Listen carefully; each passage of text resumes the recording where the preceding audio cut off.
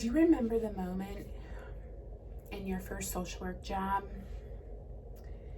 that your soul died a little bit when you realized that you were not going to be able to fix everything or help everybody?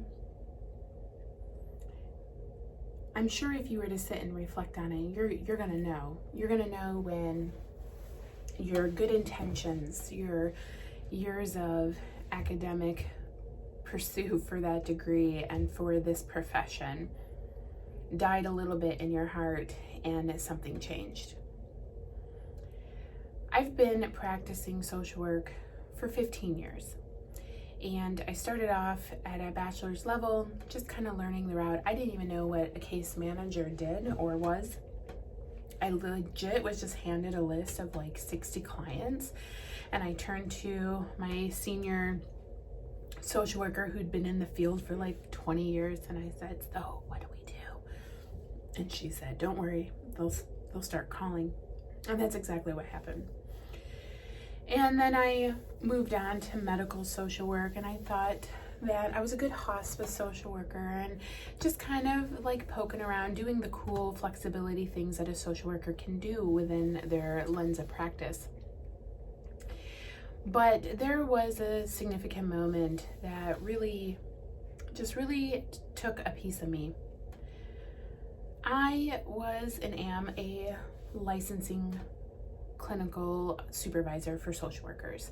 So what that means is that after a social worker does all of their years of school, they apply for a limited license within their state, and they have to practice under a fully licensed clinical social worker for 2 years, kind of like a residency if you were thinking about a different profession like a physician or nursing, etc. And so the idea is that you do weekly check-ins with your supervisor. We're talking through really hard cases. We're talking about ethics. We, as in the clinical social worker, making sure that you are competent and get that experience that you need to go out and be fully licensed. And then you take a clinical examination. I mean, it's a whole thing. And if you know, you know, and it's a real investment. It's one of the biggest misconceptions of the practice of social work that other people don't understand is how much this profession is a specialty, and that there's a lot of education and schooling and things that happen after you graduate. But I was doing this on the side. I was a new mother and I was working in medical social work, and it just wasn't bringing in enough money. I needed a second little job to help supplement my family and my household. And so I thought, hey, I love new social workers. I love teaching it. I want to do this. And so I had a brand new mastered social worker, went to very awesome schools, did really well. And this was her first job, and I consulted with this local community, small town mental health company to provide their limited licensed social worker supervision so that they could, as they kind of did it as an investment into those workers so that they would stay, because turnover was really high. And I followed this young person for over a year. You know, you build a relationship, you build this rapport with people. You're following them along with these horrible things that they have to experience for the first time, and go through those moments of when they realize that they're not going to help everybody, and that severely mentally ill people may perhaps never be 100% okay, and to walk through that. And I had noticed after a while she had become a little bit more despondent and a little harder to get a hold of. And she was young. I figured she was probably out doing things, and maybe she was getting really confident with the job. But one day I received a phone call from the CEO that had told me that a patient had brought in horrible evidence that the social worker had crossed professional and ethical boundaries with him, and that there was clear evidence of that. And I was distraught. I was destroyed. How did I miss this? I knew it was stressful. I knew that she had to do tons of hours of on-call. I knew that because she was single, the clinic told her that she had to work Christmas Eve and she had to work Christmas, or that she needed to go to the hospital with these sick patients and stay up all night with them after already worked 10 hours and then show back to work at 7 in the morning. And I know that she just did it because she cared. She thought she was doing the right thing. And then all of a sudden this is happening. She broke one of the biggest rules that we learn in Social Work 101 when you walk in and they write on the dry erase board. First rule, don't sleep with your client. Don't ever do that. You will go to jail. You are in a position of power. Rule number 1. And I love boundaries. I love talking about them. I love creating discrepancies with people and trying to decipher when it's okay to walk a line or not, or to educate why it is that we have boundaries. How did this happen? And I had no choice because I had been made aware of this major, gross negligence. I had to report her to licensing, and encouraged her. The last time I talked to her, I encouraged her to do the same. And so she reported herself, and this person was mentally, emotionally broken. And what had happened is that she was worked so much that she was not given quality of life. She was not given quality of time to get out and establish healthy relationships. Because she was a single person, brand new into the field, and they knew that, and because other people would call off all the time, they would work her so much that the only social relationships that she had was with her clients. So when she would go to the local store, she would see them there, and she knew them, and there was meaningful contact there. There was somebody human to talk to. And when she would go out to eat, those people would be there too. Everywhere she turned, it was always a client situation. So when she wasn't given the opportunity to live her life as a young professional, or to have PTO, or to have flex time, then her reality became her client's reality. And she was lonely. And this is how this inappropriate relationship started. And she knew it was wrong.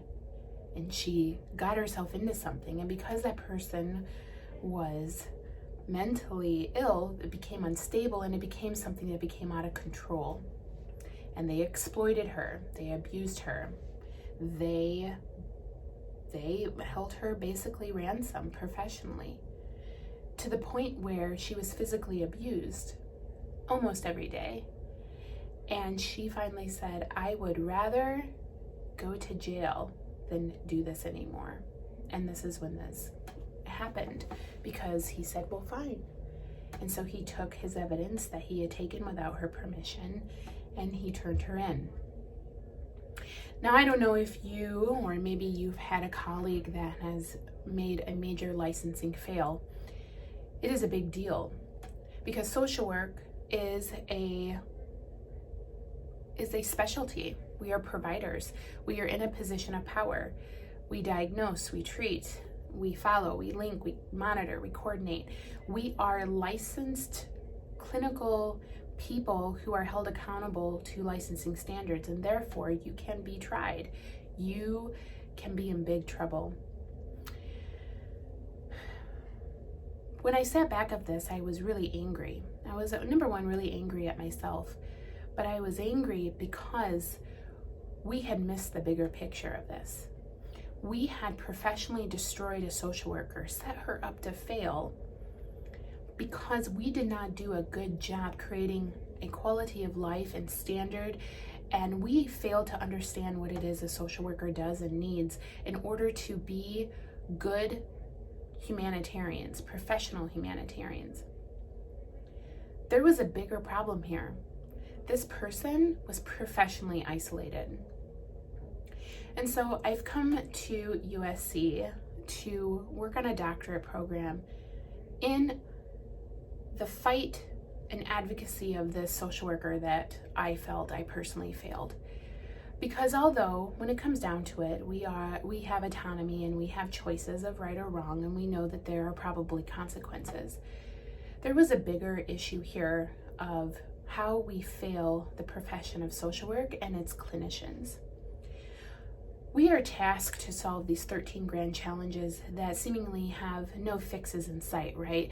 We could dissect all of these into all these million projects, which we are, and which we're awesomely defending. But we need to advocate for ourselves. We need to look in this macro lens of, hey, yeah, we do pretty awesome things, but we need to be better self-advocates. We need to educate and create a culture of language with our employers that, hey, this is what a social worker does and is and can do. And there are things that just social workers can do. We can build rapport like nobody's business. And we can meet anybody where they're at out in the community. And we're your community experts. But no one is going to know that because we're used constantly to put out small fires. So in my effort to eradicate professional isolation of social workers, I ask you, the clinician or the people who work with these amazing humanitarians, to see your clinician, to recognize that they picked a life that they knew was not going to be thanked often and wasn't going to make good money and may have to have multiple jobs to make ends meet. But they go out there and they selflessly give a little piece of themselves every day in the hopes to make something a little better for somebody else. But we cannot try to solve these 13 grand challenges without being healthy and okay first. And one thing that we could do is to recognize that social workers are humans, that we are out there putting our lives at risk every day, and our families, and that a little quality of life and a little advocacy for ourselves and from our employers or our community or even our associations would mean the world in continuing to separate this profession and give it the respect that it deserves. Thank you.